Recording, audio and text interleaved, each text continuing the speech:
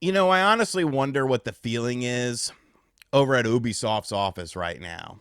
Like, what's the vibe going on over there at Ubisoft right now? Because the situation that has been long brewing, well, depending on who you ask, about Assassin's Creed Shadows has finally come to a head, and oh boy, is this a story? This is almost an unprecedented thing, at least off the top of my head, when it comes to a major video game about to get released, and then the company coming along and issuing a large statement to the audience that this is sort of depicting in the game, because allegedly the audience isn't too happy. Now, let's get a few things out of the way before we get into the meat and potatoes of this video. I will probably upset some people with my opinions, and, you know, that's fine. If you can't differentiate opinions than someone else and still be cool with them, like, that's just weird stuff to me. I don't care what race you are, religion, sexual orientation. That's your business, pal. Like, that's all on you. So just do you. Live your life. It has nothing to do with me. But I feel like that actually does kind of play a role in this,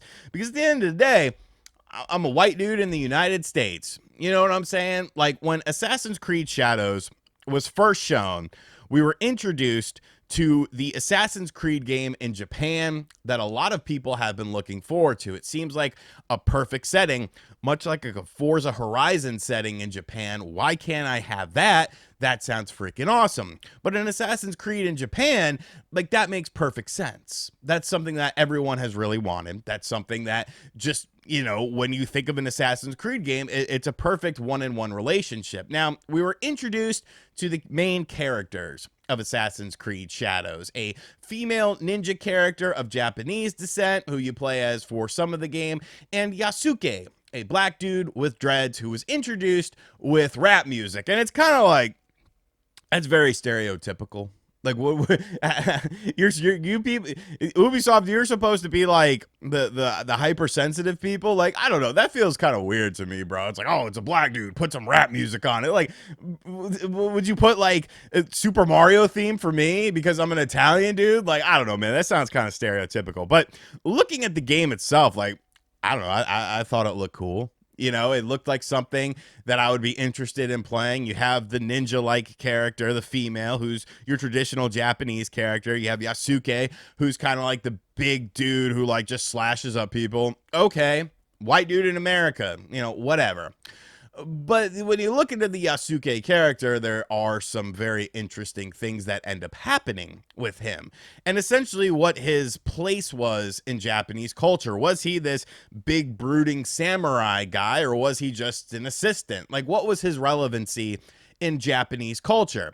Something that is kind of lost on me because I'm not Japanese.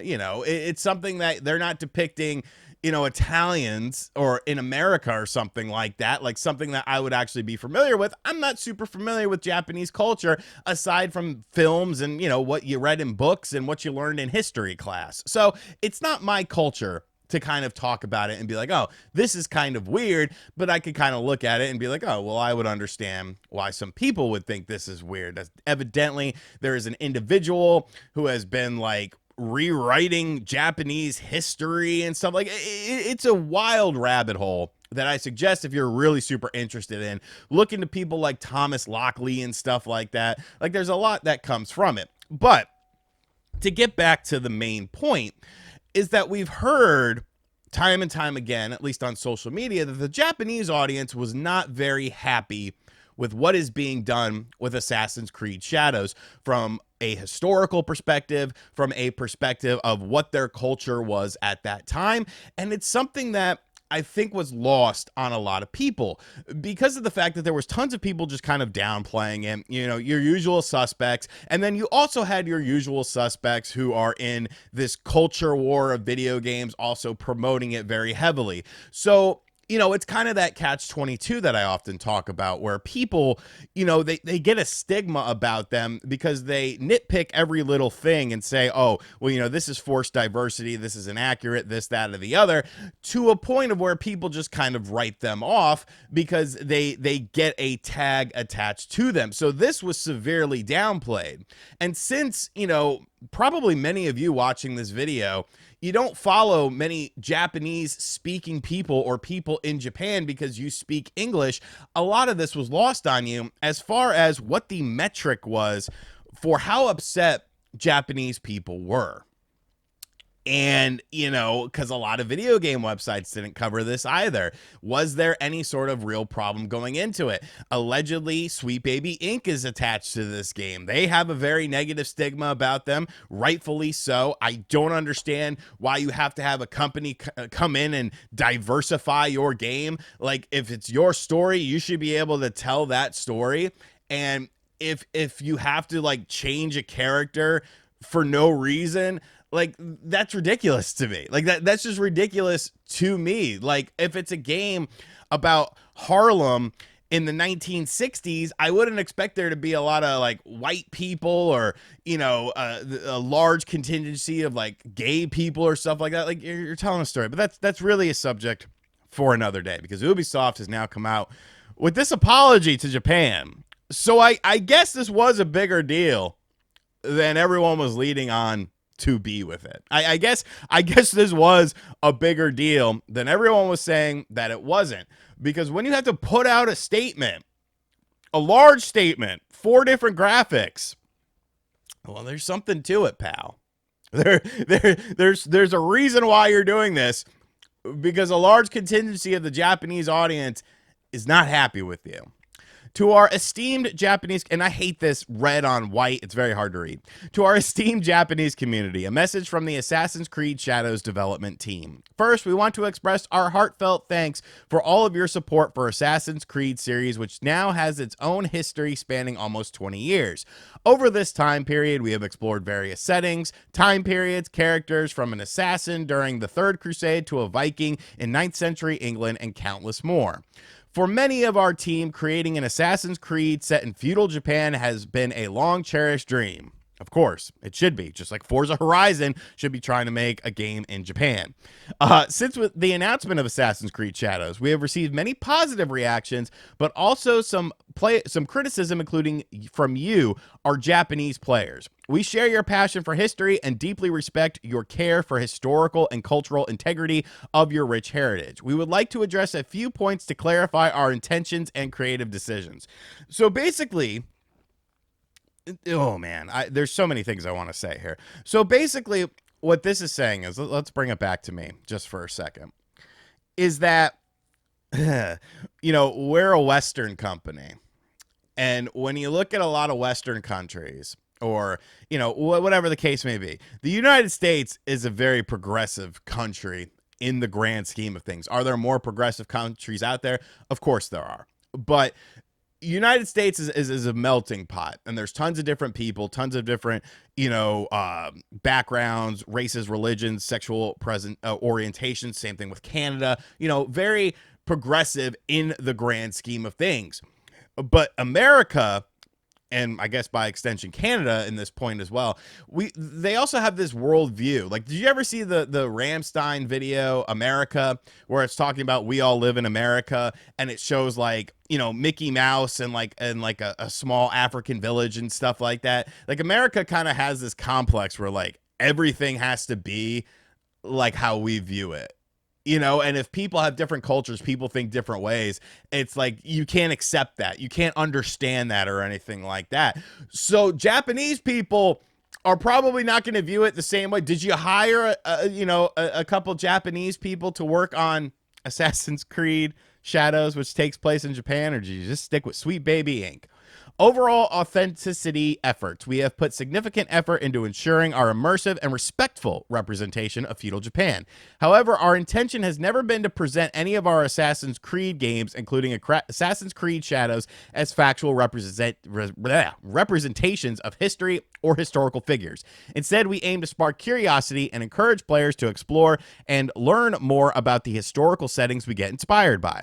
Assassin's Creed Shadows is first and foremost designed to be an entertaining video game that tells a compelling historical fiction set in feudal Japan. Our team extensively collaborated with external consultants, historians, researchers, and internal teams at Ubisoft Japan to inform our creative choices. Now, I actually kind of agree with this. I never view Assassin's Creed as like a super accurate representation of telling of history. But once again, I'm a white dude living in America. I'm not a Japanese person. I'm not from Japanese culture. You're not talking about things that involve my culture. You're not talking about things that involve my history. So my opinion on it and my perspective, I guess I should say, is going to be different than someone who lives in Japan, where there is a strong sort of feeling about, nationalism and, culturalism when it comes to being Japanese. Like, despite these sustained, and really, I feel like if you come out with this like a couple of months ago, like you kind of get ahead of the curve here. Just saying. Despite these sustained efforts, we acknowledge that some elements in our promotional materials have caused concern within the Japanese community. For this, we sincerely apologize. All game footage presented so far is in development, and this game will keep evolving until launch. They used some imagery that was like incorrect of Japanese history, or like they stole some stuff too. Like a very, very bizarre situation with this. We also want to, based on the constructive criticism we have received, we will continue our efforts until we put this game into your hands and beyond. We also want to clarify that while we have been consulting with many people throughout the development process, they are in no way responsible for the decisions that are taken by the creative teams in the interest of gameplay and entertainment. Consequently, we respectfully request that any criticism not be directed at our collaborators, both internal and external. Like, that's such bullshit. Because why would you have all of these consulting groups and people throughout the development process if they didn't have an impact on the game? Like, look, bro, you want to pay me a fraction of what you're paying them to tell you what you should probably have and shouldn't have in your game, what makes sense in the grand scheme of things? I will gladly do it. I will gladly do it, and I guarantee you the results will be a lot better. I don't understand how you could say that. I don't understand how you can just say, oh, no, it was all us. It was all us, because it clearly wasn't all you. It clearly wasn't. If it was all you, you wouldn't have a need for these consulting groups. Like, I'm not talking about the Japanese historians. Those are the people you should be talking about. I'm talking about the other external factors, the sweet baby inks, if you will. And this is a long one. This is where we really dive in here. Creative liberties and historical inspirations. While we strive for authenticity in everything we do, you just said we aim to spark curiosity and encourage players to explore, but then you say you're in authenticity. That's kind of weird to me. Assassin's Creed games are works of fiction inspired by real historical events and figures. From its inception, the series has taken creative license and incorporated fantasy elements to craft engaging and immersive experiences. The representation of Yasuke in our game is an illustration of this. His unique and mysterious life made him an ideal candidate to tell an Assassin's Creed story with the setting of feudal Japan as a backdrop. While Yasuke is depicted as a samurai in Assassin's Creed Shadows, we acknowledge that this is a matter of debate and discussion. We have woven this carefully into our narrative, and with our other lead character, the Japanese shinobi Naoi, who is equally important in the game, our dual protagonists serve players with different gameplay styles. Now, you could kind of see there were lots of samurais in Japan to choose from. You had a whole lineup. You ever played a Samurai Warriors game from Koei Tecmo? There's a whole bunch of people you could pick from that. But you picked Yasuke. And I'm sure there was a reason that you picked Yasuke. Like, I think if Yasuke was a side character, maybe you played as Yasuke somewhat in the game, but it wasn't a focal point, I don't think any of this would happen. But the fact that it is Assassin's Creed in Japan, and the Japanese audience was expecting, a more authentic experience, to have this character who is a bit marred in controversy as far as their relevancy in the grand scheme of things, you were going to get pushback from this. But I don't know that you expected it to be that much. I think I'll save that. No, you know what? I'll do it now.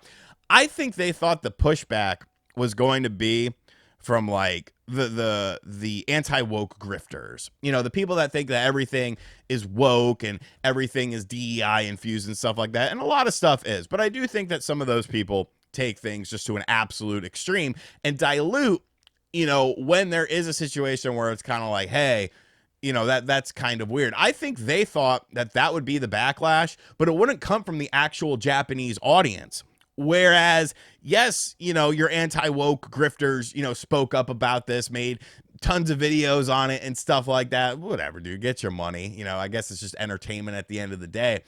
But the Japanese audience also spoke up about this to the point of where you had to make this sort of statement. We greatly value your feedback and encourage you to continue sharing your thoughts respectfully. While we understand that meeting everyone's expectations is very difficult, we sincerely hope that when Assassin's Creed Shadows launches on November 15th, players in Japan and around the world will appreciate the dedication, effort, and passion we have poured into this.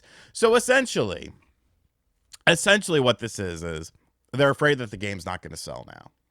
Because obviously they wanted to cater to a Japanese audience with this, but they haven't really done a good job of that. Because I'm not going to say all Japanese people, but obviously a large contingency, to the point of where you have to make this statement, are not pleased with the depiction of their history. And I think they're allowed to do that. You know, it's a bit different when you have someone talking for someone else. And I'm not a fan of that. You know, I'm not a fan of, you know, a white dude, whether it's like a super like liberal white dude or super right-wing white dude, like talking for someone else. Like, just let the person themselves talk. Like, people can talk, but, you know, once again, America has this complex. And, you know, when it's coming from a Japanese person, and it's coming from various, you know, there's supposedly like politicians that are upset with things that are being depicted in this game, you realize that the world doesn't revolve around you. The world doesn't revolve around how you depict things. When you're talking about other people's culture, when you're talking about other people, first and foremost, the other people's voices should be the loudest. The other people's voices should be what you listen to the most. Not just a random person standing on the street corner yelling. When you're talking about other people's backgrounds and history and how they're being depicted, those are the loudest voices in the room. Those are the, because those people went through it. Their families went through it. You know, I'm not going to talk about, you know, I'm not, like, that'd be like me sharing my opinion on, like, you know, the different segregated schools and stuff like that, and then bringing in, you know, ending segregation and intermingling the schools. I'm not going to talk about that because that's not my story to tell. That's not my story to tell. There are louder voices that can tell stories and tell depictions of what it was like back then, because it was their grandmother or their great grandmother that was the black kid going to the white school. You know what I'm saying? Like, man, what a crazy situation. And part of me hates it though. Part of me, because now it's like this culture war, and like the extreme culture war grifters, now they're going to see this as like a win or something like that. But I don't think this is your win, because I don't think that you won the, you know, this wasn't your situation. This wasn't your story. It's more so about the Japanese people who are upset by this. But since you hitched a ride to their wagon and stuff like that, like, at the end of the day, people are going to be, you know, I've seen a lot of people in the Twitter comments, you know, saying, oh, well, there you go, who cares? Imagine caring about this. And it's like, bro, you have to understand, not everything revolves around you. You can have an opinion of it. You can be like, this doesn't impact me, but you have to understand that this does impact other people, especially when it involves their culture. It's not your culture. It's not your history. It's not your lineage. Crazy situation. Will RGT be playing Assassin's Creed Shadows? I mean, I have to at this point. The controversy is so juicy. I have to play the game when it comes out. Like, because I think the gameplay looks kind of fun. It's just like, man, how what are they going to change something? Like, how is this actually going to work? Let me know in the comments section down below, though, especially if you're a Japanese person, which I don't know how many Japanese viewers I have, but this will be fun because now I'll learn if I'm big in Japan. So let me know if I'm big in Japan. Let me know if you're a Japanese viewer watching this who also understands English, obviously, or else you're probably wondering, like, what is this gaijin talking about for 20 minutes?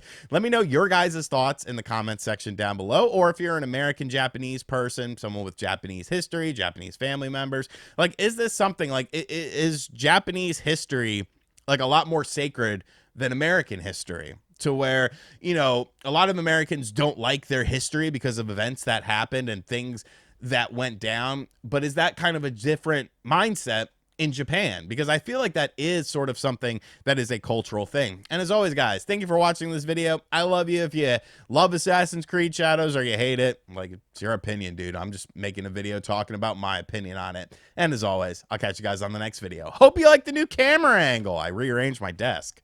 Later.